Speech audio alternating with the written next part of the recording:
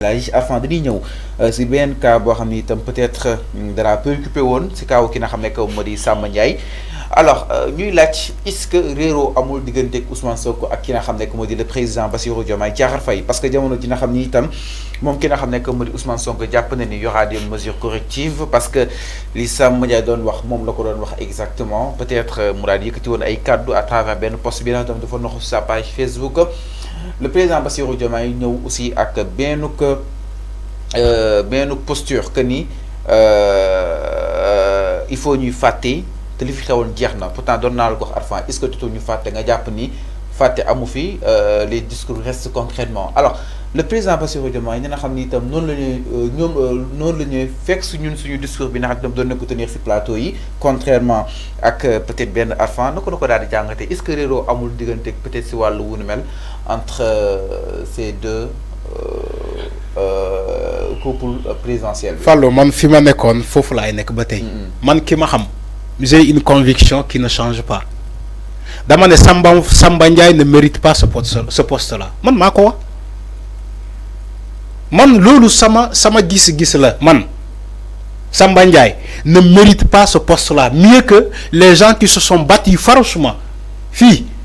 keroog bu wax jafee ci Sénégal ba ñuy persécuter Ousmane Sonko bu wax jafee amoon na ñi taxaw di wax ana ñooñu am nañu ay poste mbaa Samba Ndiaye moment boobu lay dem ci plateau yi di tirer ci Ousmane Sonko moo dem siwitu boote def nii wax na ba wax sobe ci atmosphère bi Samba Ndiaye moo ko wax après tey ngeen ñoo ne na on war nañu fàtte la fàtte xaju fii man loolu mooy sama discours dama ne fàtte xaju fii. Diomaye nee na war nañoo fàtte. dama ne mais c'est normal président Diomaye su normal président Diomaye nekk président parce que mais gis président sénégalais yëpp la. dama ne non il faut qu'on soit clair si point boobu noonu. mën naa wax wala waruma wax. Enfin, il faut qu'on soit clair. dama ne président.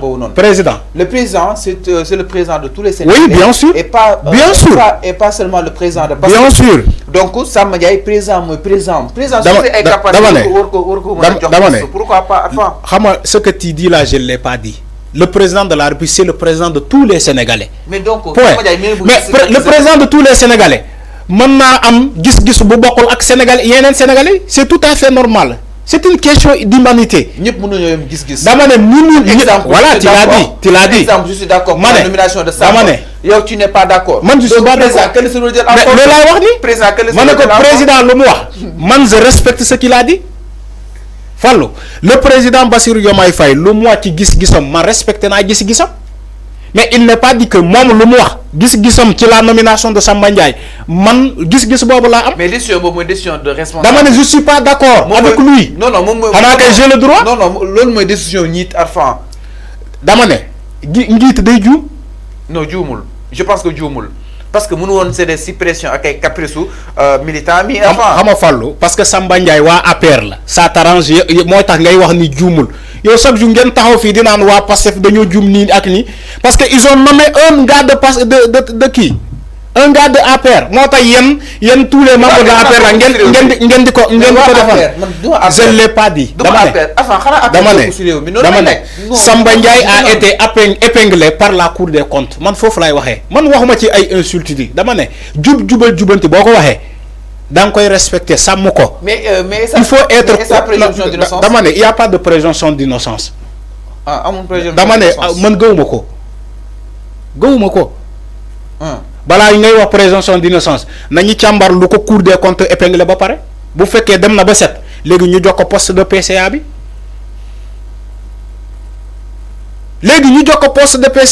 nañu càmbar loolu ba pare bu leeree léegi ñu jox Samba Ndiaye poste de PCA bi. non am na présomption dama ne man gëwuma loolu. Man j'ai le droit de ne pas avoir la même vision comment dire même point d'accord avec le président de la République. J'ai le droit. Dama ne man d'accord ma avec la nomination de Samba Ndiaye point. Président lu mu wax man respecté naa ko je suis d'accord avec sa position ni que lii moo tax mu fal ko d'accord mais man je reste dans ma position ni que man d'accord ma ci ce choix là. xam nga li am mooy lan. mais enfin c'est là les compétences. ma ñëw dama ne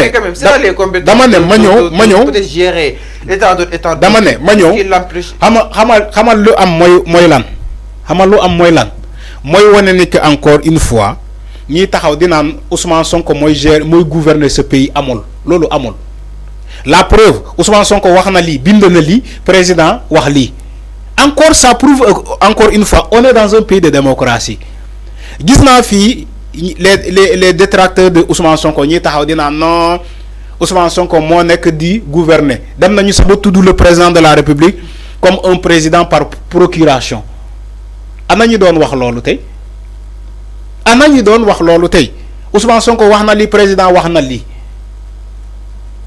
loolu mooy wane ne encore une fois c'est pas Ousmane Sonko qui dirige ce pays on a un président de la République te ils ont le droit ñoom ñaari de ne pas tomber d'accord sur un point c'est une question d'humanité c'est humain ça loolu humain la président mën naa bañ a tomber d'accord ci benn point ak le premier ministre. ah loolu moom nekkul ay signe bu baax Arfan. dans une démocratie nga ne ma nekkul un signe bu baax. loolu démocratie la. mais loolu tiital na Sénégalais la. dama ne tiitalul kenn. tiitalul kenn tiital na yenn les manipulateurs.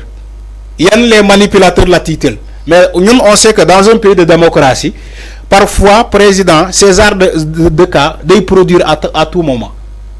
César de fait maintenant se produire à tout moment le fait que président mu bañ a tomber sur un point d'accord avec le premier ministre c'est on est dans un pays de démocratie Fallou il faut s'attendre à ces genres de situation day am président nit la nit dong la mën naa juum ci beneen fait gars yi ne ko ah kilifa gi ah ñun de li nga def nii wala li nga def nii ñun d'accord ñu ci kilifa la mën naa juum nga ne ko ah kilifa gi wax na lii d'accord je respecte moom lu mu wax mais tamit man d'accord ma ci loolu. mais avant xanaa kay on a le droit. xam nga man ak nguur gi man noo leen bëgg wax dama leen koy wax xam nga ma bu baax mais cette fois-ci je suis d'accord avec le président. Oui, parce qu'on a nommé Samba Ndiaye qui est de APR comme vous. Cette fois-ci, Fallou, on comprend tout. Cette fois-ci, je suis d'accord avec le président Bassirou Diomaye Diakhar. Parce qu'il a nommé Samba Ndiaye qui insulte. Fallou, yo kuy saga Sonko yo bëgg nga ko. Mu maintenir Samba Ndiaye.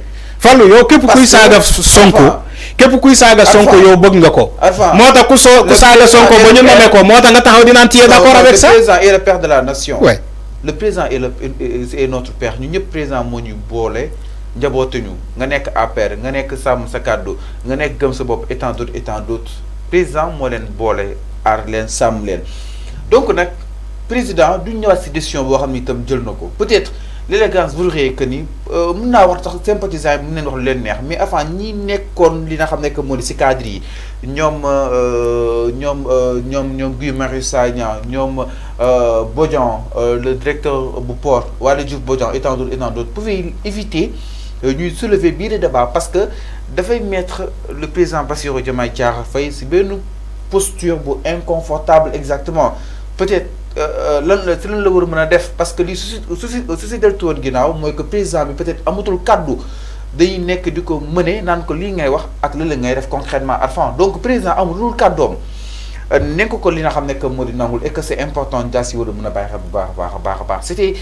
ma contribution par rapport ak la tournée justement de ces événements. Fallou président kàddoom rek la am. Fallou boo ma dégluwee il faut nga bàyyi sa manipulation yi dama ne boo ma dégluwee dama ne président lu mu wax on a respecté sa décision les gens ont respecté sa décision c'est tout à fait normal c'est évident. Mais on est obligé de respecter. Mais quand on a non respecter la décision. Mais le président il faut qu'il non respecter la décision ne veut pas dire que tu approuves la décision. Tu as respecté sa décision. On est en démocratie. Mais tu ne veux pas dire que moi j'ai éprouvé la nomination de Samba Ndiaye. Il faut arrêter cette manipulation. Président Kilifeu la bu waxee lii d'accord on respecte ce qu'il a dit. On respecte la nomination de Samba Ndiaye parce que moi moo ko nommé mais ñàkkul aussi dans un pays de démocratie nit tamit dina ko gisee leneen. xanaa kay ñu ko gisee leneen parce que yow yaa ngi tudd les cadres de Pastef dinaa non ils sont réticents par rapport à la nomination de Samba Ndiaye mais ils ont le droit. Ils ont le droit. Non, ils ne devaient pas. Ils ont le droit. Tu me dis qu'ils ne devaient pas. Pourquoi? Ils ne devaient pas. À quel nom?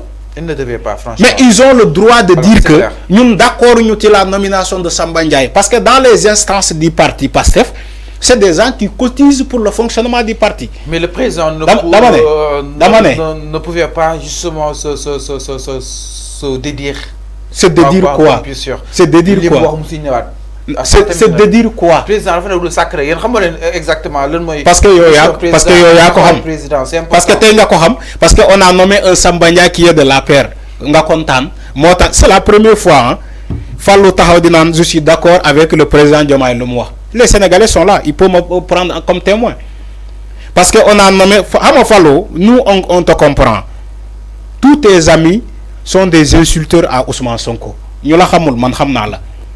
Que ça soit ñoom Abdou Nguer que ça soit kii ni ñi ngay fréquenter c'est des insulteurs directs à Ousmane Sonko donc moo tax non c'est ça c'est loolu moo am dama koy wax pour sénégalais comprendre la rek moo tax képp ku ñu nommé te muy saaga Ousmane Sonko fii barke Dembo Ndiaye tu es content tu dis oui je suis d'accord alors tu dis oui je suis d'accord d'accord il y a pas de problème mais man dans ma position man je serai jamais d'accord ci la nomination de Samba Ndiaye loolu ça me concerne que moi man kese man bu desoon sax ci benn sénégalais bu d'accordul day doon man. alors c'est clair mi ngi noonu Alpha. xanaa kay mi ngi noonu. xanaa kay man am naa loolu. alors mi ngi noonu exactement par rapport ak mbiru ki nga xam ne que moo di Samba ak tolluwaay wi exactement alors ñu dem si benn xibaar boo xam ne itam dafa ñoo daba nii nit ki li